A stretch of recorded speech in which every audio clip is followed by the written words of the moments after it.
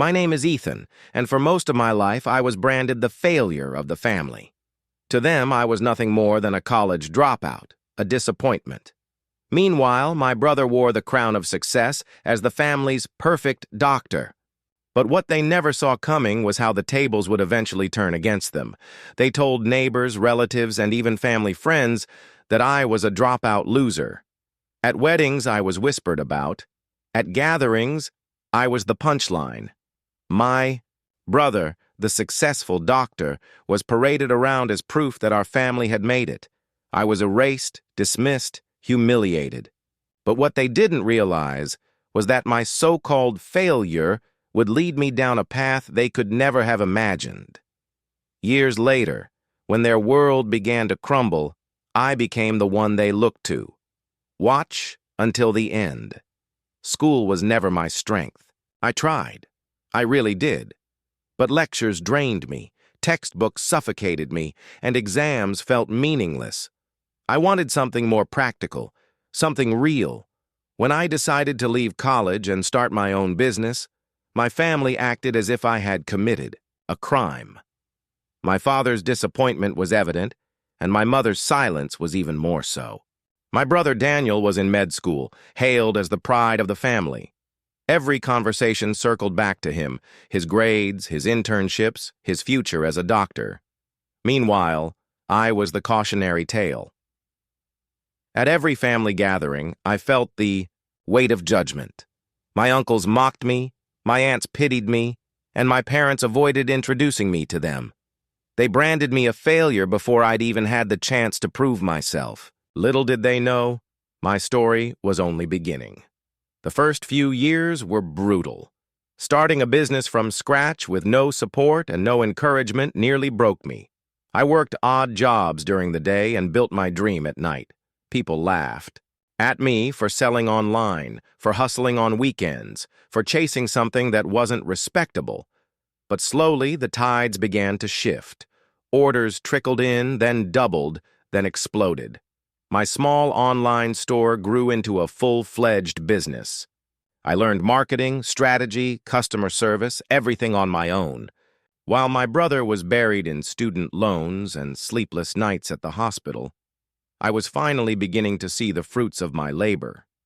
Still, my family refused to acknowledge my progress. To them, success only wore a stethoscope. I stayed silent, letting my results speak for me. Then came the turning point. Daniel graduated, became a doctor, and everyone celebrated as if he had single-handedly cured the world. But behind the scenes, stress consumed him. Long hours, crushing debt, and work-life balance chipped away at him.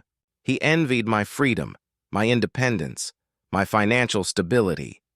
One night he called me, shaken, tired, desperate for advice. The irony wasn't lost on me. The dropout loser was now the one holding answers, and soon the entire family would see what they had ignored for years. The breaking point came at a family reunion.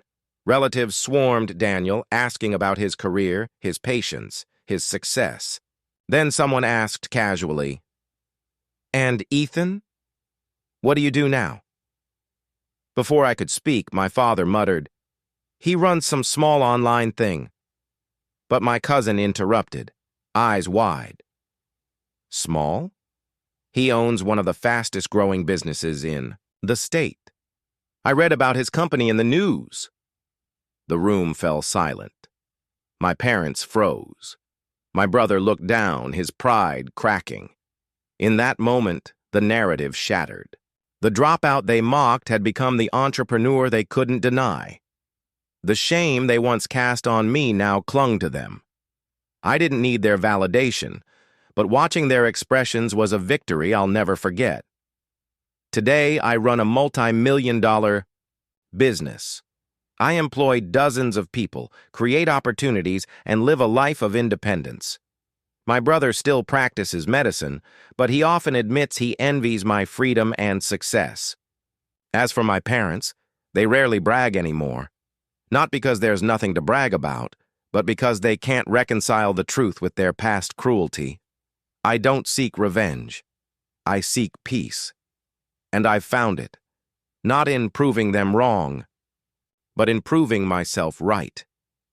Their words fueled me, their rejection shaped me, and their doubt became my drive.